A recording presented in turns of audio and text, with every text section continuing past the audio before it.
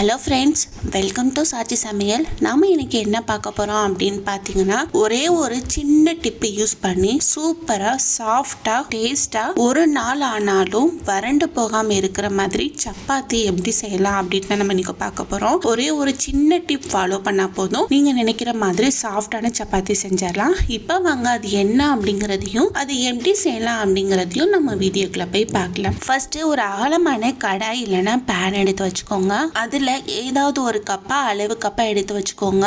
அந்த கப்ல தான் நம்ம மாவு தண்ணி இதெல்லாம் கரெக்டான பதத்துக்கு அளந்து போடணும். ஒரு கப் அளவுக்கு தண்ணி எடுத்து இதுல சேர்த்துக்கலாம். அடுத்ததா இதுக்கு தேவையான அளவு உப்பு சேர்த்துக்கோங்க.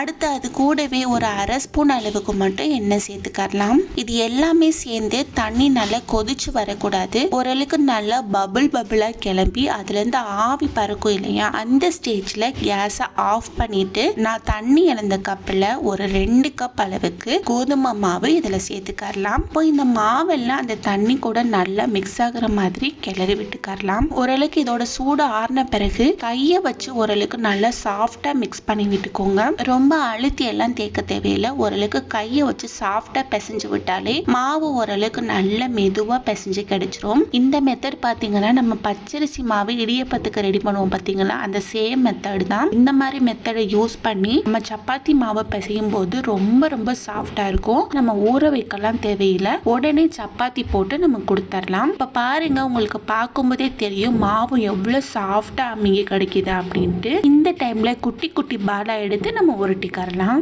அடுத்ததா இதை தேய்ச்சிடலாம். இது தேய்க்கிறதுக்கு பாத்தீங்கன்னா கொஞ்சமா மாவு தூவி விட்டுக்கோங்க. நம்ம உருட்டி வச்ச ஒரு பாலை எடுத்து இதுல வச்சு சப்பாத்தி தேய்க்கிற கட்டையை வச்சு நல்லா சாஃப்டா தேய்ச்சி விட்டுக்கோங்க. ஓரளவுக்கு நல்லா மெல்லிசா இருக்கிற மாதிரி இந்த சப்பாத்தியை நம்ம தேய்ச்சி விட்டுக்கலாம். ரொம்ப சிம்பிளான டிப்பு தான். இந்த டிப்பை யூஸ் பண்ணி ஒரு தடவை நீங்க சப்பாத்தி செஞ்சீங்கன்னா சூப்பர் அண்ட் சாஃப்ட் அண்ட் டேஸ்டா இருக்கும். ஒரு நாள் வரைக்குமே அப்படியே சாஃப்டா இருக்கும், ட்ரையா ஆகவே ஆகாது. இந்த அளவுக்கு நம்ம எடுத்து வச்சிருக்கிற மாவு எல்லாத்தையுமே தேய்ச்சி எடுத்துட்டு நம்ம சப்பாத்தி போட ஸ்டார்ட் பண்ணிடலாம். தோசைக்கல்ல எண்ணெய் எதுவும் தேய்க்க தேவையில்லை. நம்ம தேய்ச்சி வச்சிருக்கிற சப்பாத்தி எடுத்து இதுல போட்டுடலாம். ஒரு சைடு போட்டுட்டு ஒரு நிமிஷத்துக்கிட்ட மட்டும்தான் விடணும். அடுத்த சைடு உடனே திருப்பி போட்டுருங்க. அடுத்த சைடும் திருப்பி போட்டுட்டு அந்த சைடு ஒரு நிமிஷம் தான் இருக்கும். அதுக்கு அடுத்த சைடு இந்த சைடு திருப்பி போட்டீங்கன்னா சூப்பரா நம்மளுக்கு சப்பாத்தி பொங்கி சாஃப்டா வரும். 2 சைடும் ஓரளவுக்கு நல்லா வெந்து வந்த பிறகு இதை எடுத்து நம்ம வச்சிடலாம். பாருங்க, நமக்கு சூப்பரா டேஸ்டா மெதுவா நமக்கு சப்பாத்தி ரெடி ஆயிடுச்சு.